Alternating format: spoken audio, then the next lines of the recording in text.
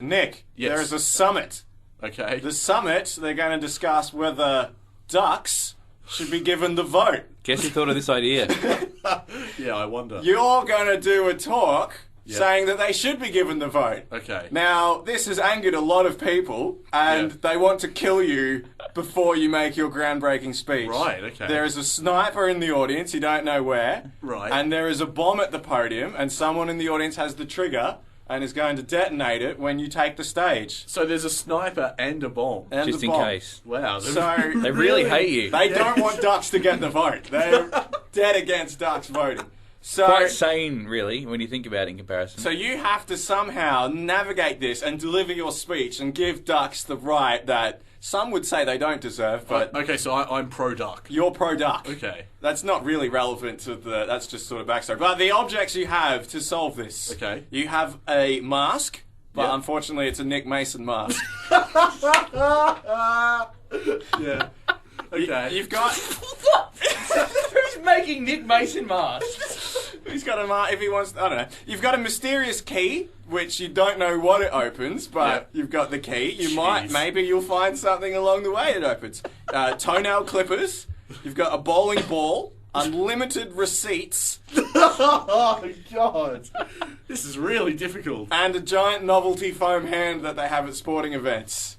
So you have to somehow discover who the sniper and bomb man are Okay, alright. and deliver the speech without dying. So is this kind of like a rally situation? Well, it's or- like a huge sort of summit, like a... Remember that scene in Casino Royale? Okay, yeah. Where Bond was...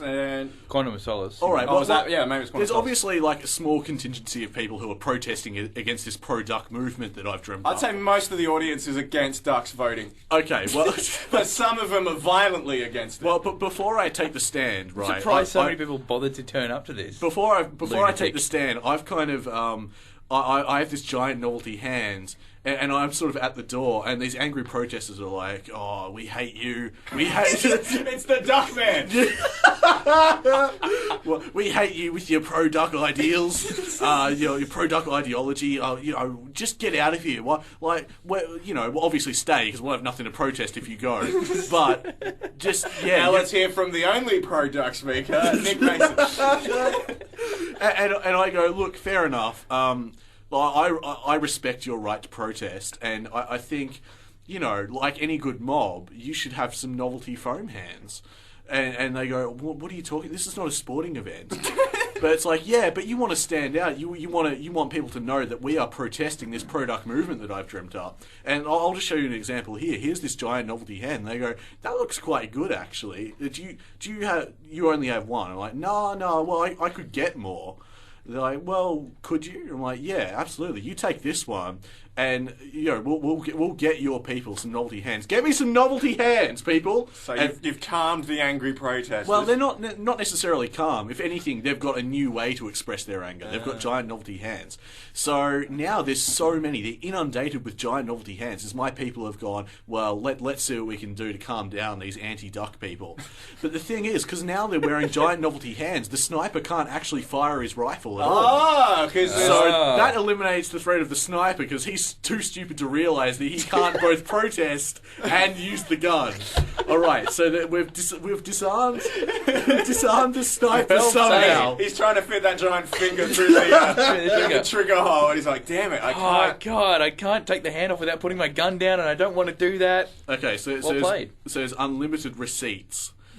Okay, that's a hard. That is a red herring. All right, so at this point, I'm using the unlimited receipts, and I'm kind of dressing myself up as like a mummy.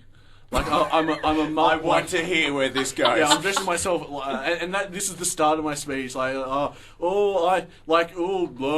booga. I am the political ideologies of the past coming back to haunt you. Yeah. Like, these ideologies are dead and gone. They should be, they should be dead and gone and buried. And they're yesterday's thinking. The way forward is pro-duck, and so that's now part of my speech.